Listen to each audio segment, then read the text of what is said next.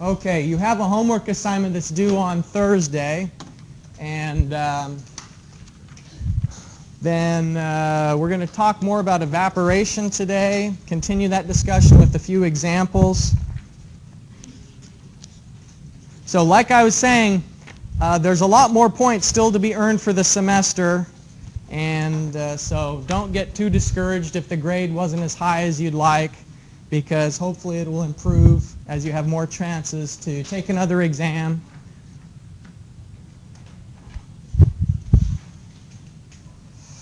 This is a picture that I took a couple of days ago as I was driving to work, and it is a good tie-in to our discussion about evaporation and precipitation. All right, so here's the river, the Ohio River, and this was on a cold morning. The air temperature was cool, and like I've mentioned before, the ground and air cool at a different rate. You need another set? Yeah. So at night, the water is still warm when the ground is cool. The water retains its heat longer than the ground does. And so as I was driving to work, this was just before the sun was actually coming up, and so it's the ground and the air is as cool as it's going to be before it starts warming up for the day. And there's a big difference between the water temperature and the air temperature. And so what is happening is heat is coming up off of the water, and it's actually warm, moist air. Remember that we were talking about in the exam and conceptually that as warm, moist air rises, it begins to cool.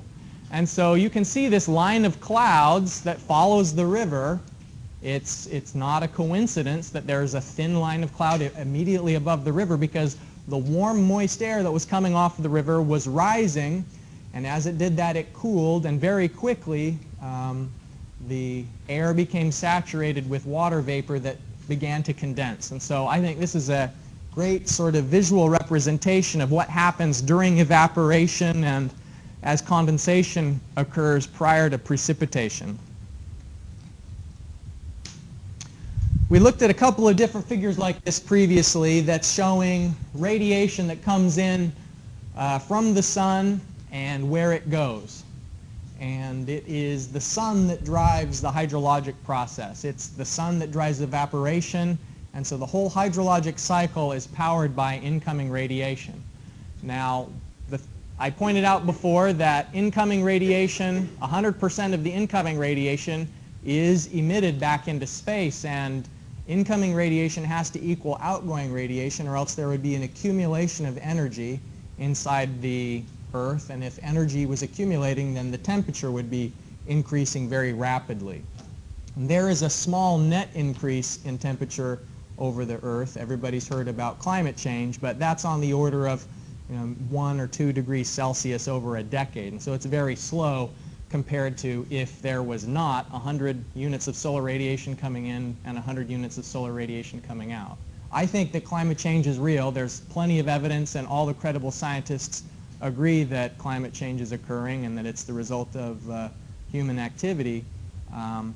But what's shown here is just conceptual in terms of only a very small percentage of additional radiation is trapped when we have additional CO2 in the atmosphere. You'll notice that the short wave and the long wave come from different sources, that some of the radiation is scattered by clouds and reflection off the surface, and so short wave radiation is reflected.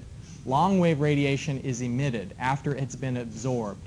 And so the energy that's absorbed later on becomes emitted through long wave radiation. Now, the methods that we go through to calculate how much energy is required to cause evaporation of water, the energy balance method asks the question, how much energy is there from the sun that's available to volatilize water? Remember the video that we looked at when there's a pan of boiling water and they throw it into the air? Well, the reason why it was able to evaporate is because it was very, very hot. The water was hot compared to the cold air. And so there was a big difference in the vapor pressure of the liquid, which was high because it was boiling, And the air temperature being cold meant that it lost its energy very quickly as it vaporized. So we're going to step through an energy balance that takes a look at some control volume that's encompassing water and the air immediately above water. Think of this as there's a lake, and we're just going to draw an imaginary boundary around a lake. And this imaginary boundary is a control volume. And so here is the water inside of that little area where we're doing analysis. And above the water is air. And we're going to keep track of how much energy comes into this boundary, because the amount of energy that comes in is going to drive how quickly water vaporizes. And so there is energy that is being lost from the bottom of the pond to the ground, and so G here is heat that's conducted to the ground. There's energy coming in through radiation, net radiation. R sub n is essentially it's sunshine, the sunshine that isn't reflected off of the surface, the net radiation. And the heat, sensible heat to air is just that when the air is cool and the water is warm, some of the radiation comes off of the water as the heat is lost to the air. And then that's the energy balance. And we can also do a balance on the liquid that's present. And so there is water inside here to the depth of h, and this water has some density. And so if the water level decreases, then we'd expect that the vapor flow rate, the mass flow rate, m dot, is going to be equal to the density of the water times the area of the surface, and then the evaporation rate. E is the change in the water height per time. So if we talk about 1 millimeter of evaporation per day, that would mean in this control volume that the water level is going down at a rate of 1 millimeter per day, and so it's going through that barrier. It's going through the control volume, and it's through this analysis that you can see in the equation we have a balance in mass. The liquid can be accounted for. We can do a calculation that says the mass flow rate in the vapor phase is equal to how much liquid is going through the control volume, and how much is stored in the control volume, and how much is lost through the control surface. And so this first term, CV, is talking about the liquid water and whether the volume that's stored there is decreasing or increasing. And this second term is saying let's keep track of the flux of moisture through the top control surface. And so that would be the velocity of the air that's moving through there and the cross-sectional area multiplied by the density of the water that's going. So storage and transport terms, and we're going to assume that we don't lose any water into the ground if we're tracking this like with the pan. If we did a test with just a pan of water, and we're testing how much evaporation there is from a metal pan, then it's not going to lose any water through the bottom of the pan, and there's just only vapor being lost through the top. And so in that case, we would say that the amount of vapor that's being lost through the top is equal to the amount of water that's decreasing through the volume. And so the equation is that the mass flow rate of water vapor is equal to the density of water, the cross-sectional area, and how quickly the water level is decreasing. And so that gives an idea of the evaporation rate is a function of how big the pond or the pan or whatever this liquid surface is that's evaporating. The more surface area it has, the faster it'll evaporate. And then the density of water in the air is also, well, the density of the liquid in the air, in our case water, is going to be a function of the density of the liquid in the liquid phase. So this is keeping track of energy. And here we can see again the terms that are energy related is loss of heat to the ground, the radiation coming in, and losing heat to the air.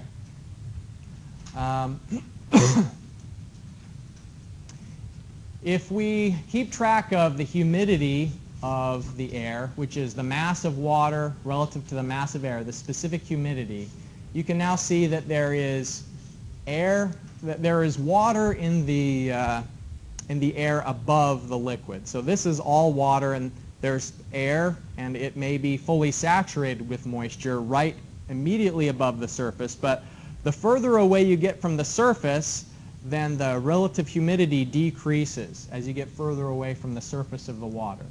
And so if we reach equilibrium, steady state, then there isn't any change in moisture content in the headspace above the water. The water vapor in the control volume is at a steady percentage, and so it's not changing over time. And so what that means is that the evaporation rate is just equal to how quickly water is traveling through the surface, through the control surface, the specific humidity, the density of water in the air vapor, the velocity that's moving through, and the cross-sectional area.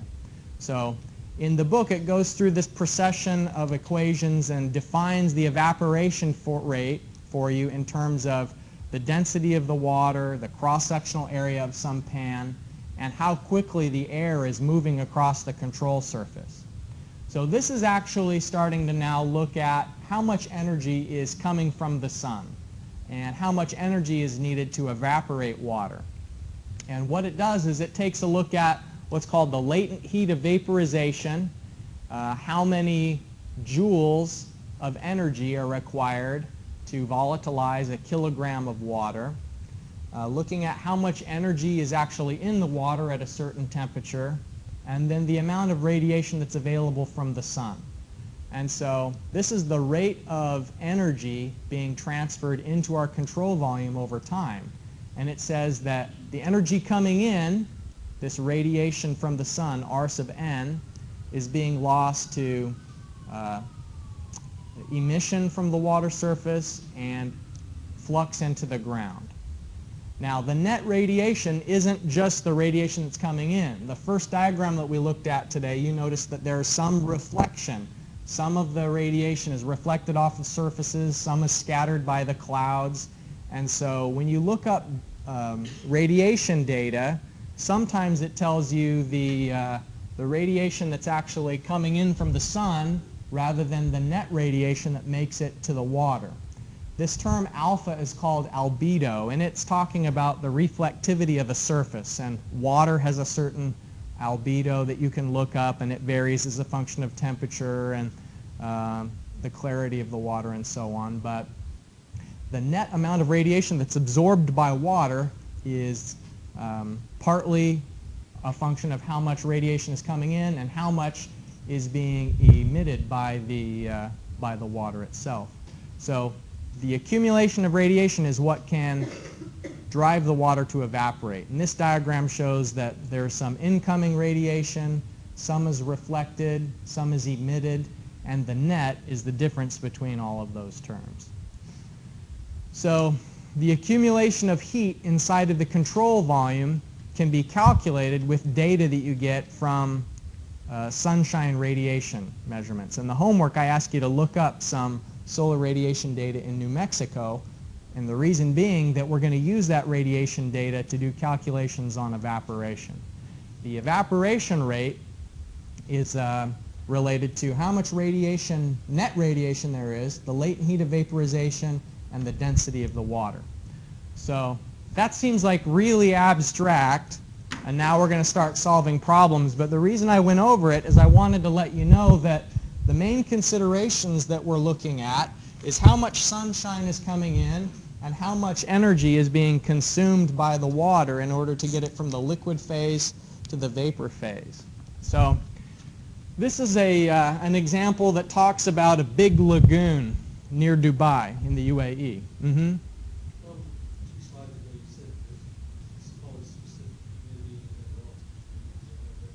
No, there's a big difference. The specific humidity is, relative humidity talks about how much moisture can be held by the air.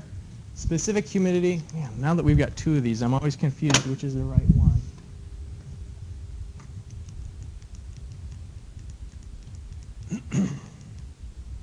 All right, the mass of water versus the mass of air. And so if you take a certain volume of air, there's going to be a certain amount of liquid in that air, not liquid, water dissolved in the air in the vapor phase relative to the gases that are there, like the CO2, the oxygen, the nitrogen.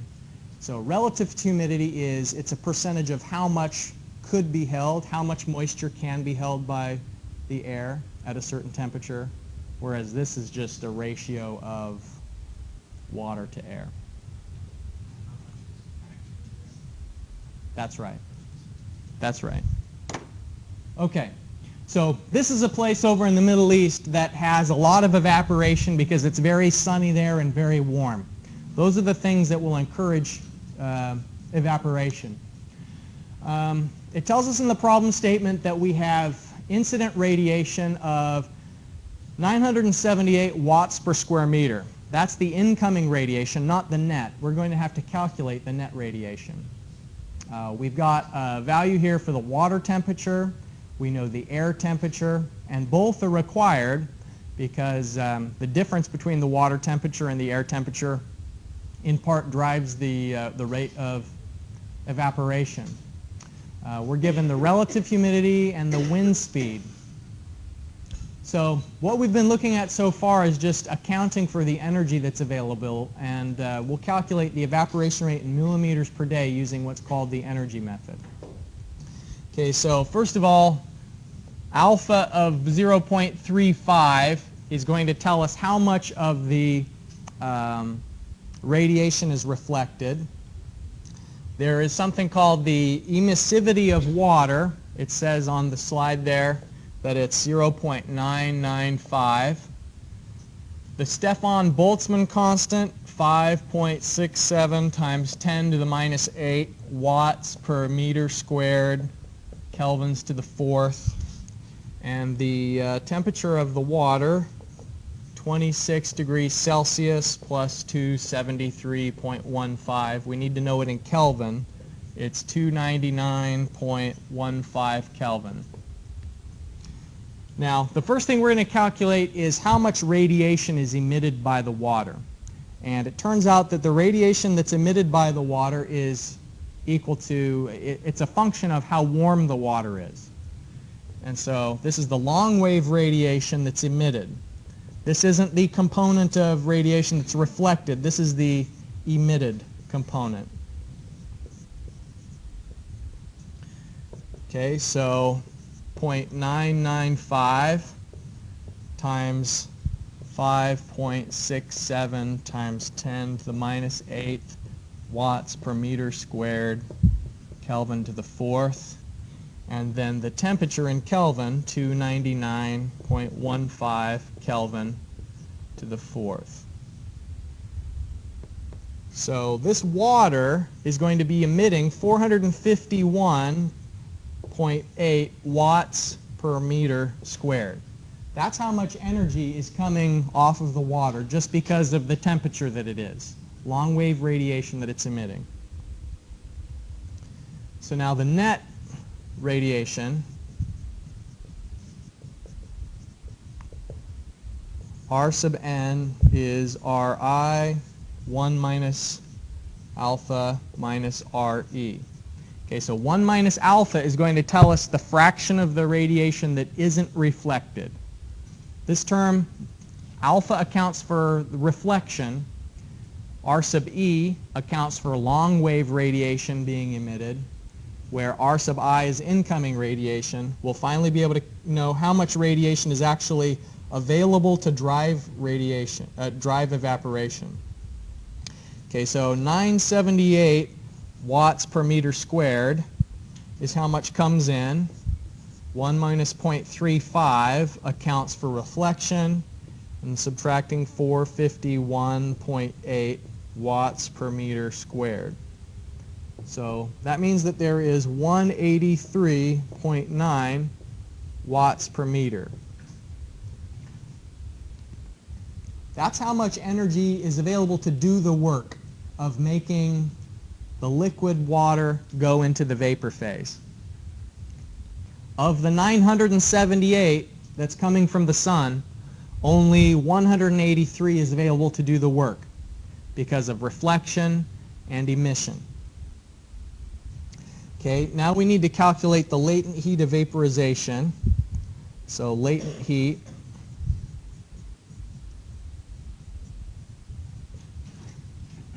the latent heat of vaporization tells you how much energy is required to evaporate a kilogram of water.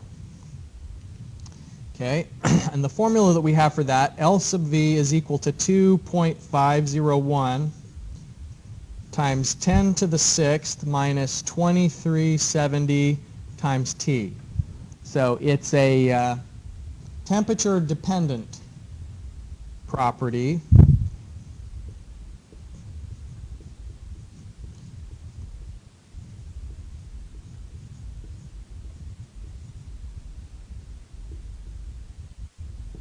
Now, in this case, we put the air temperature in terms of Celsius. That's just the format required by this expression of the equation.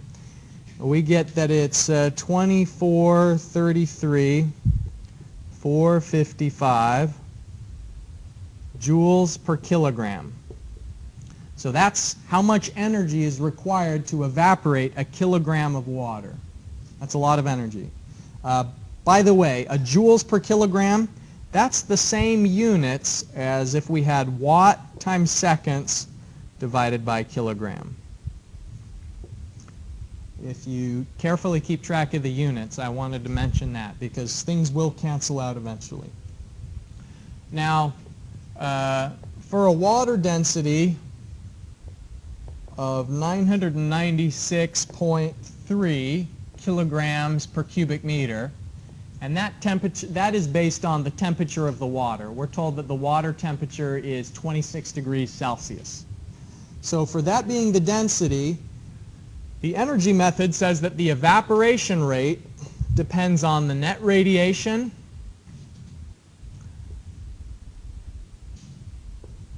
the latent heat of vaporization, and the density of the water.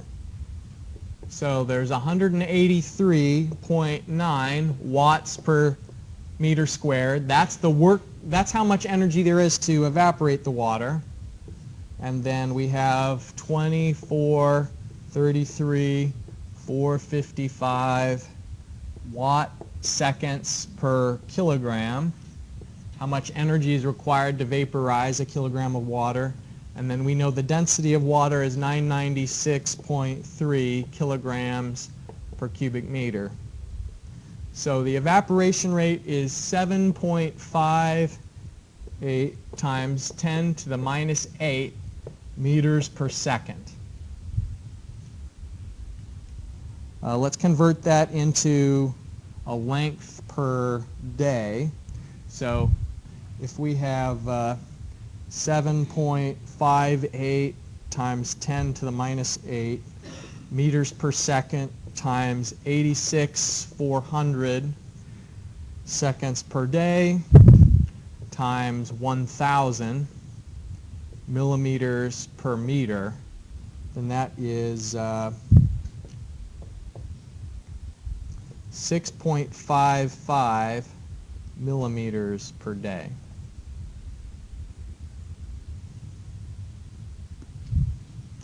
So what that means is that just based on how much energy is available, this water level should be going down, the water level should be going down 6.55 millimeters per day if there was no water coming in to replace it. If this was just a pond that was evaporating, that's the rate that it would evaporate based on how sunny it is and the temperature of the water and all the other factors that are defined in the problem.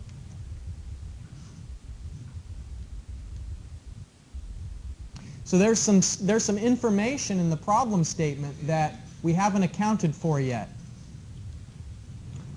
Can you think of anything in the problem statement that might have an impact on the rate of evaporation that this energy balance method didn't account for? Wind. So what is good for evaporation? Lots of wind or no wind? Okay, that's true. So the more wind it is, the more evaporation there will be. Why is it? Why will no wind have less evaporation than on a windy day? Okay, it's partly about churning up the water, and you know, if it's lots of waves, that gives you a greater surface area for evaporation. That's part of it. That's right. It's about moist air and dry air. So this is in a desert, right? So it's desert, and then here's this lagoon. So as the water is evaporating, it's very moist, right above the water. And so if it's very humid, there isn't much of a driving force. I mean, it's going to evaporate a lot more if it's a dry day, because there's a greater differential between how much water can be held and how much water is there.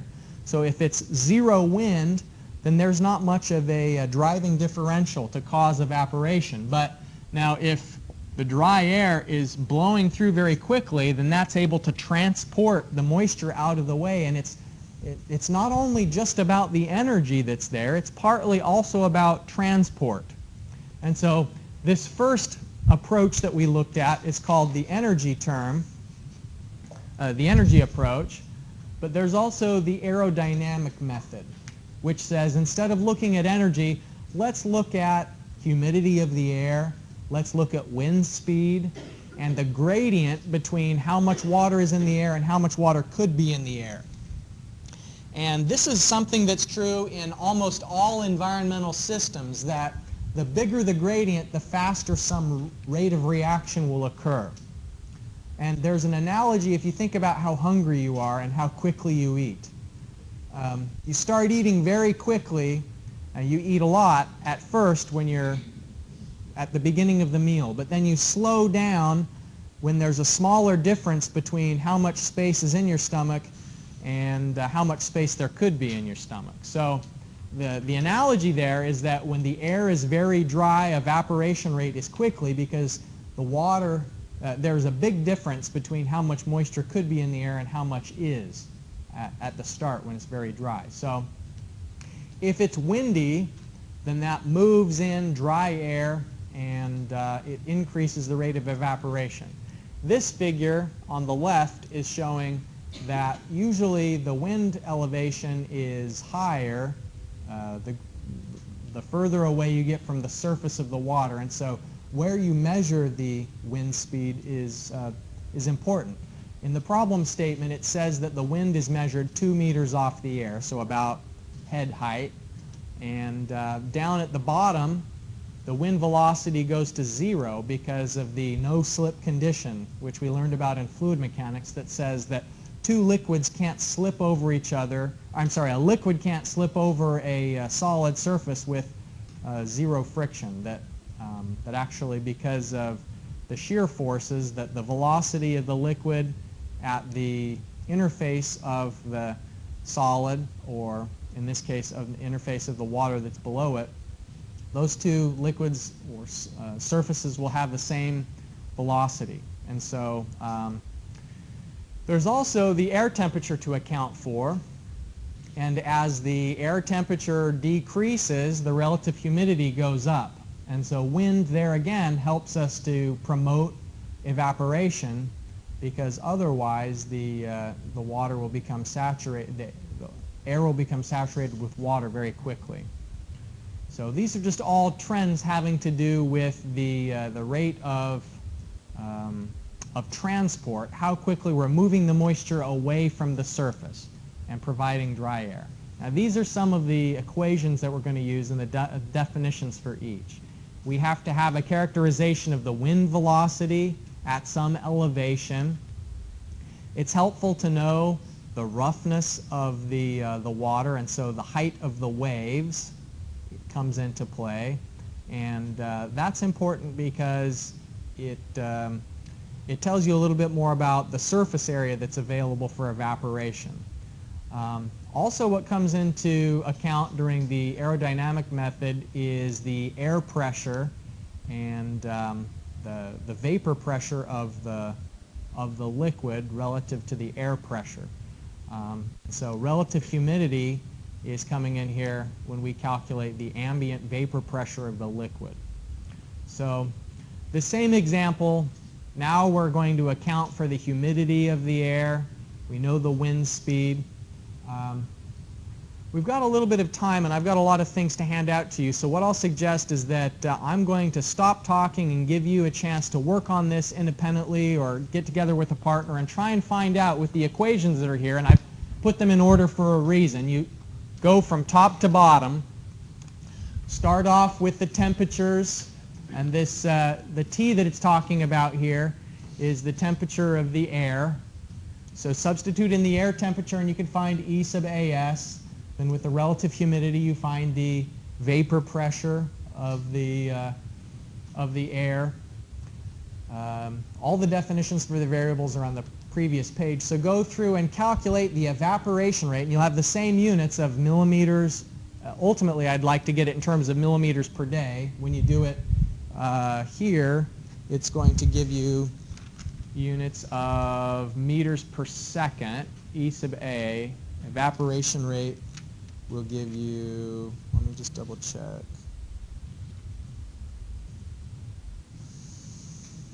Oh, it depends on the length parameter that you have for B. So,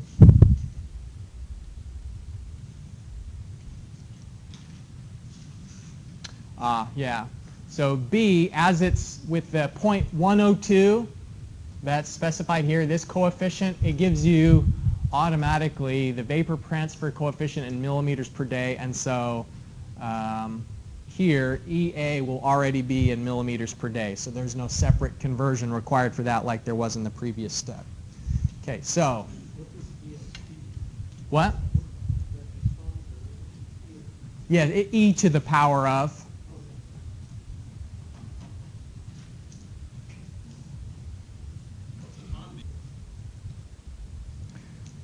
Okay, so with the aerodynamic method, what we do is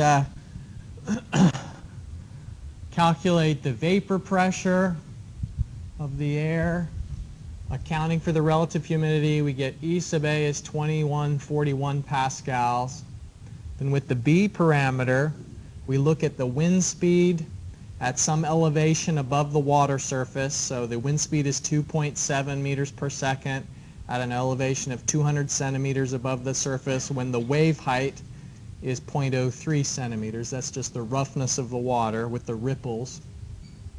And so with this empirical equation for B, we get 0.0036 millimeters per day per Pascal. And so then we multiply that by the difference between the vapor pressure of the air when it's saturated and the vapor pressure of the air at the conditions that are described. We get 6.31 millimeters per day for the, just looking at how much transport there is, assuming unlimited energy.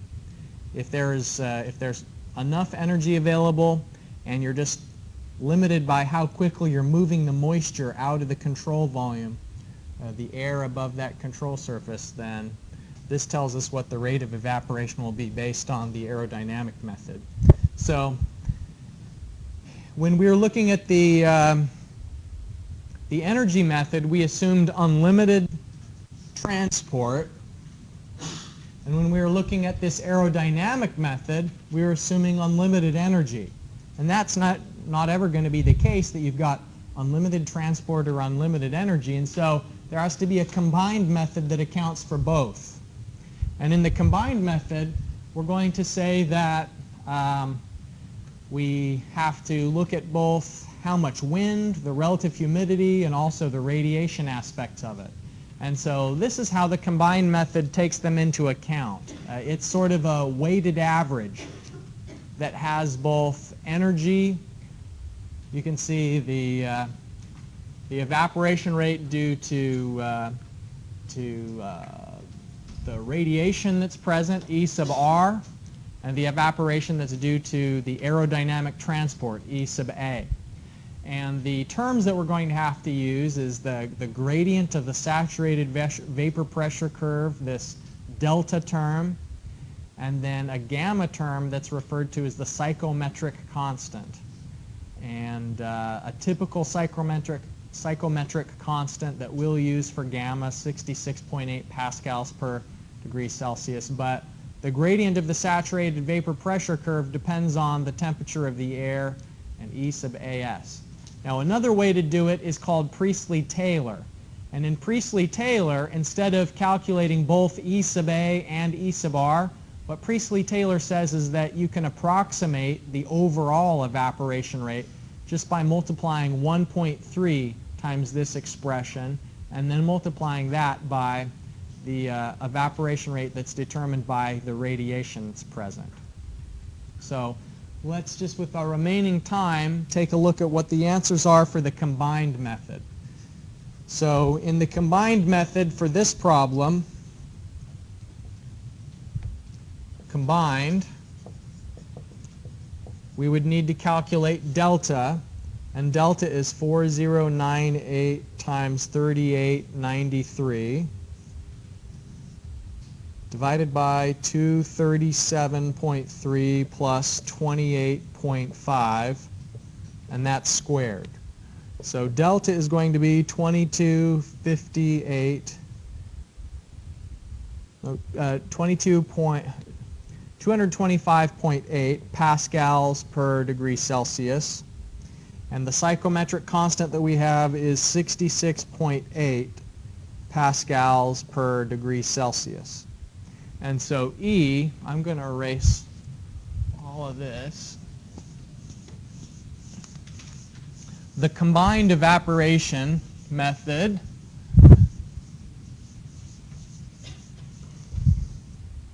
says that E will be 225.8 divided by 225.8 plus 66.8, and then we multiply that by 6.6 millimeters per day.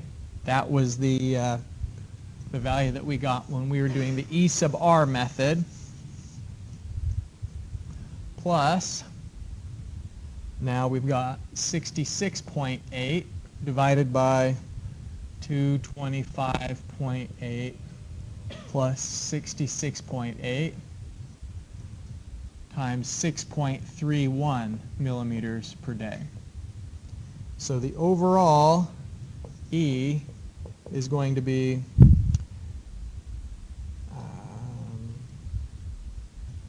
6.62 millimeters. Oh no, sorry. It is 6.54 millimeters per day, and that's by the combined method. If instead we were to do the Priestley-Taylor approximation,